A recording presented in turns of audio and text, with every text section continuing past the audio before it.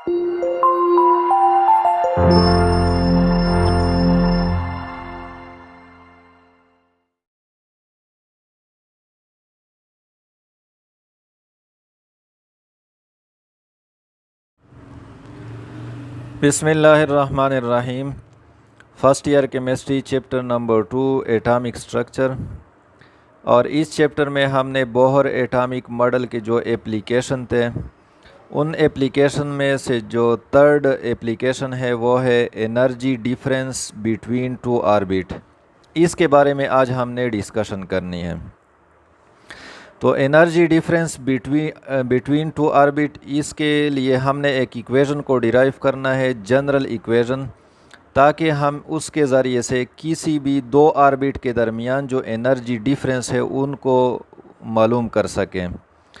यानी ये हमें मालूम है कि जितने भी ऑर्बिट है उनकी एनर्जी सेम नहीं है। जब हम न्यूक्लियस से दूर जाते हैं तो एनर्जी जो है वो इंक्रीज़ होती है, यानी फ़र्स्ट ऑर्बिट की एनर्जी जो है वो सबसे कम है। इस तरह सेकंड की उससे ज़्यादा है, थर्ड की उससे ज़्यादा है। तो अगर दो कंसेक्यूटिव ऑर्बिट हमारे पास है और उनके दरमियान हम एनर्जी मालूम करना चाहते हैं डिफरेंस को, तो उसको हमने कैसे मालूम करना है इसके बारे में हमने पढ़ना है।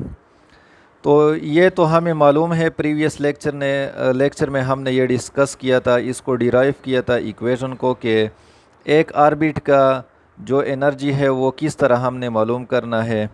उसके लिए हमने एक इक्वेशन को डिराइव किया था जो कि N is the number of orbit, यानी किसी भी ऑर्बिट की एनर्जी वो किसके बराबर है, -e⁴ m divided by 8 epsilon naught square h square into z square divided by n square.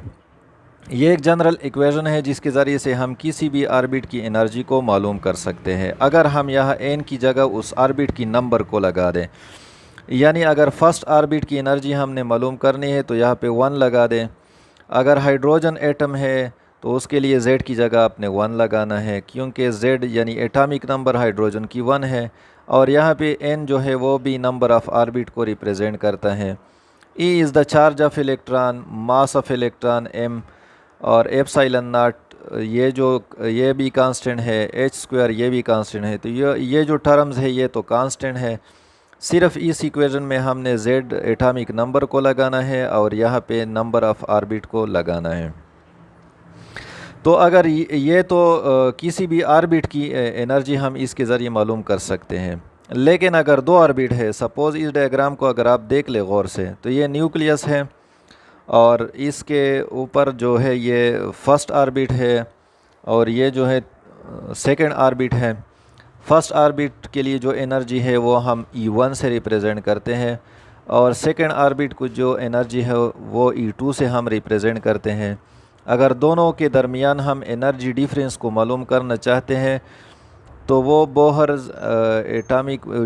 Atomic model के मुताबिक डेल्टा E यानी energy difference between two orbit ये बराबर होता है E2 माइनस E1। E2 इसकी एनर्जी ज़्यादा है E1 के मुकाबले में, तो ज़्यादा से हमने कम को माइनस करना है। तो ये जनरल इक्वेशन है, बोहर पोस्टुलेट में हमने डिस्कस किया था। तो अगर हम E1 के लिए ये इक्वेशन लिख ले तो किस तरह हमने लिखना है, अगर n की जगह में 1 लगा दूँ, यानी फ़र्स्ट ऑर्बिट की एनर्जी के लिए अगर ये इक्वेशन में लगा दूँ तो ये इस तरह होते हैं, -e⁴ m divided by 8 epsilon naught square h square into z square divided by n1 square, क्योंकि यहाँ पे फर्स्ट जो है वो ऑर्बिट है। इस तरह अगर हम सेकेंड ऑर्बिट के लिए एनर्जी इक्वेशन को लिखना चाहे तो यहाँ पे E2 आपने लगानी है n की जगह। तो यही इक्वेशन है -e⁴ m divided by 8 epsilon naught square h square into z square divided by n2 square. ये सेकेंड नंबर ऑर्बिट है, n2 का मतलब है सेकेंड नंबर ऑर्बिट। तो अगर इस इक्वेशन में हम E2 और E1 की वैल्यू लगा दें, यानी ये वैल्यू हम लगा दें, तो ये बन जाएगा डेल्टा E, ये बराबर हो जाएगा यानी energy difference between first orbit and second orbit. तो E2 की जगह मैंने ये वैल्यू लगानी है -e⁴ m divided by 8 epsilon naught square h square into z square divided by n2 square. ये माइनस इक्वेशन में भी है, वो मैंने लगा दिया। और E1 की जगह हमने ये वैल्यू लगानी है, तो यहाँ पे ख़ुद माइनस मौजूद है, तो -e⁴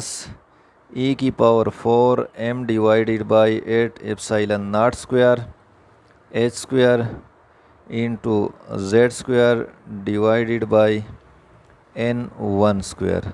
तो ये इस तरह हम लिख सकते हैं। अब हमने क्या करना है, माइनस और माइनस को आपस में मल्टीप्लाई करना है। अगर इसको आप मल्टीप्लाई कर ले तो ये प्लस बन जाता है, तो ये इक्वेशन इस तरह हो जाएगा, delta E is equal to -e⁴ m divided by 8 epsilon naught square h square और z square divided by n2 square. ये माइनस माइनस अगर मल्टीप्लाई कर ले तो इससे प्लस आता है, तो ये हमारे पास हो जाएगा e⁴ m z square divided by 8 epsilon naught square h square n1 square. तो ये इस तरह हमारे पास आ गया। अब हमने इसको रीअरेंज करना है। ये प्लस वाला टर्म जो है ये हम पहले लगा देते हैं और ये माइनस वाला मैं बाद में लगा देता हूँ। ये इस तरह हम अमूमन कर लेते हैं। तो ये इक्वेशन हम इस तरह भी लिख सकते हैं, delta E is equal to, ये मैं पहले लगाता हूँ, e⁴ m z square divided by 8 epsilon naught square h square n1 square. और ये माइनस वाला टर्म मैं बाद में लगा देता हूँ, -e⁴ m z square divided by 8 epsilon naught square h square और n2 स्क्वायर। अब इसमें हमने क्या करना है, अगर Z हमारे पास ये हाइड्रोजन एटम है तो हाइड्रोजन एटम के लिए Z की वैल्यू जो है वो 1 है। अगर ये 1 कर दे तो यहाँ पे Z हम नहीं लिखते और 1 भी हम नहीं लिख सकते हैं, तो इसको हमने सिंप्लीफाई करना है। दूसरी जो चीज़ हमने करनी है, इसमें जो कांस्टेंट टर्म्स है उसको हमने अलहदा करने हैं, यानी वो कॉमन है, इसमें भी है और इसमें भी है, तो इसको एक साइड पे करना है। तो कॉमन हम निकाल लेते हैं।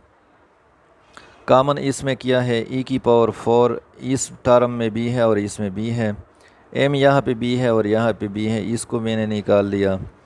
इसी तरह डिवाइडेड बाई 8 जो है वो भी कॉमन है, इसमें भी है और इसमें भी। एप्सिलॉन नॉट स्क्वायर ये भी कॉमन है, h स्क्वायर ये भी कॉमन है।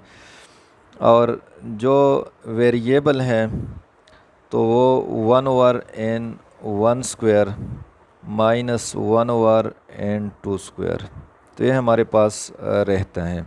तो ये कॉमन है दोनों से, ये हमने बाहर निकाल दिया और यहाँ पे रह गया, इस साइड पे 1/n1 स्क्वायर रह गया और इस साइड पे 1/n2 स्क्वायर रह गया, जो यहाँ पे हमने लिख लिया। अब ये जो है ये टर्म, ये तो कांस्टेंट है, E भी कांस्टेंट है, charge on electron, mass of electron ये भी कांस्टेंट है, 8 भी कांस्टेंट है, एप्सिलॉन नॉट भी कांस्टेंट है, H भी कांस्टेंट है। और ये प्रीवियस लेक्चर में भी हमने इनकी वैल्यू को निकाला था।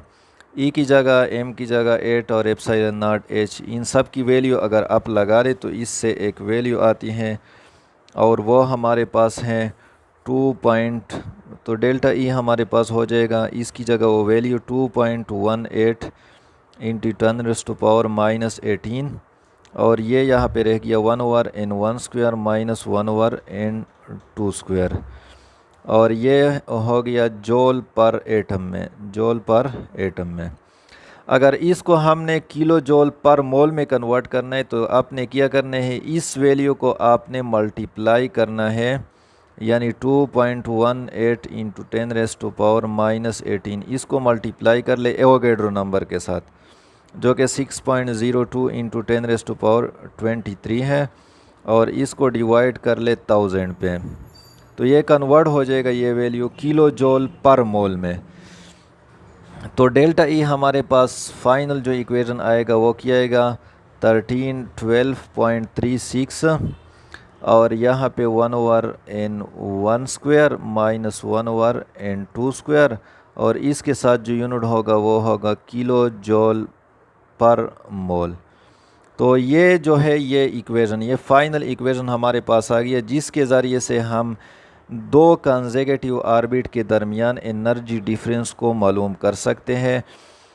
यहाँ पे N1 जो है ये लोअर एनर्जी ऑर्बिट कोई भी हो सकता है, और ये N2 जो है ये हायर एनर्जी ऑर्बिट को रिप्रेजेंट करता है। तो इसमें आप वैल्यू लगा दें, N1 की वैल्यू लगा दें, N2 की वैल्यू लगा दें, और ये जो कांस्टेंट वैल्यू है इसके साथ मल्टीप्लाई कर लें, तो इससे आपके पास जो है वो आएगा डेल्टा E, यानी energy difference between two orbit. तो ये हमारे पास फाइनल इक्वेशन आ गया। उम्मीद है आपको समझ आ गई होगी। अगर आपको वीडियो पसंद आई हो तो इसको ज़रूर शेयर कर लें, और क्वेश्चन की सूरत में कमेंट बॉक्स में क्वेश्चन पूछ लिया करें।